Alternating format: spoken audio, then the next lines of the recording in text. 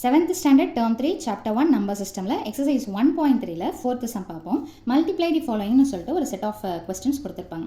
எல்லாமே பார்த்தீங்கன்னா 10s ஆல 100s ஆல 1000s ஆல 10 100 1000 இதால பெருக்கிற மாதிரி தான் கொடுத்திருப்பாங்க. ரொம்ப சிம்பிள் இந்த மாதிரி மல்டிப்ளை பண்ணும்போது ஸோ எப்போவுமே ஒரு கான்செப்ட் ஞாபகம் வச்சுக்கோங்க. மல்டிப்ளை பண்ணும்போது பாயிண்ட் என்ன ஆகும்னு பார்த்தீங்கன்னா பின்னாடி மூவ் ஆகும்.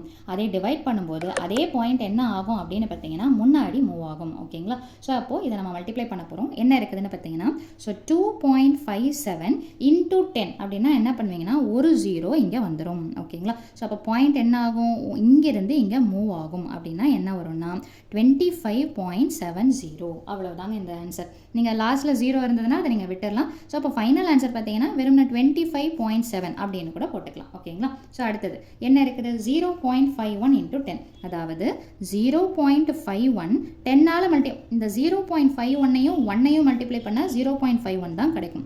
பின்னாடி ஒரு ஜீரோவை போட்டுக்கிறோம். ஓகேங்களா? ஸோ எத்தனை ஜீரோஸால் மல்டிப்ளை பண்ணுறோம், ஒரு ஜீரோ. அப்போ நம்பர் என்ன ஆகும்னு பார்த்தீங்கன்னா பாயிண்ட் ஒரு நம்பர் தள்ளி மூவ் ஆகும். அப்போ முன்னாடி ஜீரோ வந்தால் விட்டுடலாம் இல்லைங்களா? ஸோ அப்போ ஆன்சர் என்ன வரும்னா 5.10 அல்லது 5.1. ஓகேங்களா? ஸோ நெக்ஸ்ட் சம் பாருங்க.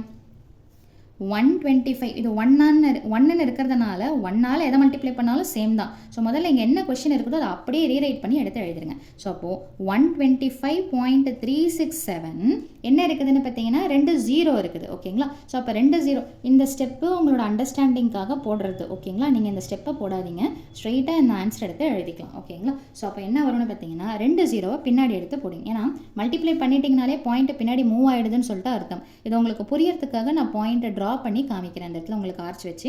ஸோ அப்போ 2 ஜீரோஸ் இருக்கிறதுனால இங்கே இருக்கிற பாயிண்ட் என்ன ஆகும்னு பார்த்தீங்கன்னா 2 நம்பர் தள்ளி பின்னாடி மூவ் ஆகும். ஸோ அப்போ எந்த இடத்துல வரும்னு பார்த்தீங்கன்னா 12536.7 சொல்லிட்டு வரும். சரிங்களா? ஸோ அப்போ இதோட ஆன்சர் என்ன வரும்னா 12536.7.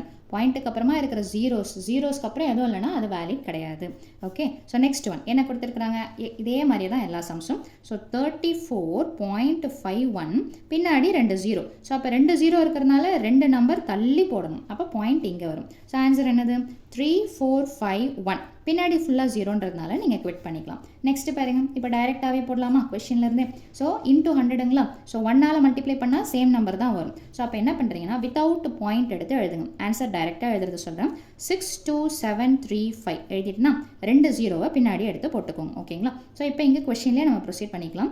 2 ஜீரோ இருக்கிறதுனால 2 நம்பர் தள்ளி பாயிண்ட் வரும். ஸோ அப்போ எங்கே வரும், 3க்கு பக்கத்தில் பாயிண்ட்டு வரும். So that is 6273.5. ஜீரோவை நீங்கள் விட்டுடலாம் லாஸ்ட்டில் ஜீரோஸ் இருக்கிறதுனால. ஓகேங்களா? அதே மாதிரி இங்கே பாருங்கள், பாயிண்ட் எல்லாமே எடுத்து எழுதுங்க. லாஸ்ட்டில் எத்தனை ஜீரோஸோ அத்தனை ஜீரோஸை சேர்த்துக்கோங்க.